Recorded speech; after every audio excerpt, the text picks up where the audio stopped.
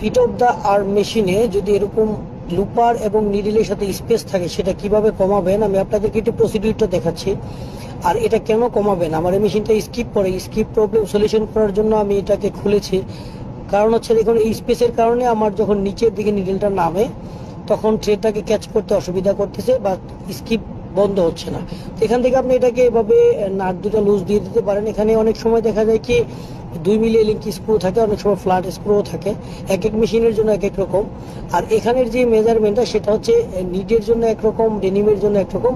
আপনি কাজ করতে করতে বুঝতে পারবেন এখানে 1.5 মিলিমিটারের মতো স্পেস রাখা লাগে অথবা 1 মিলিমিটারের মতো রাখা লাগে।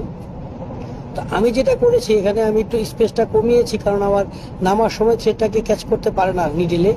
তাই এটাকে আমরা এরকম একটু চাপাইয়ে দিছি, মানে একটু স্পেসটা ছোট করে দিয়েছি, স্মল করে নিয়ে এসেছি। আপনার যদি এরকম রাখতে হয় রাখবেন। আর যদি এটা নিডের কাজ, পাতলা কাজের জন্য পারফেক্ট। যদি ডেনিমে করেন সেক্ষেত্রে আপনি একটু স্পেসটা রাখবেন। যদি অপারটা টানাটানি করে সেক্ষেত্রে নিডেল দুপারের উপরে পড়বে, ভেঙে যাবে।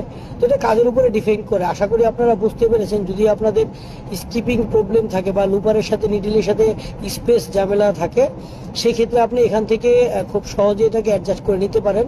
এই দুটো স্ক্রু লুজ দিবেন, আপনি হালকা পুলিটা মুভমেন্ট করাবেন, তারপরে দেখবেন যে আপনার কাজ হয়ে গেছে। সবার সুস্বাস্থ্য কামনা করছি। আল্লাহ সবাইকে ভালো রাখুন।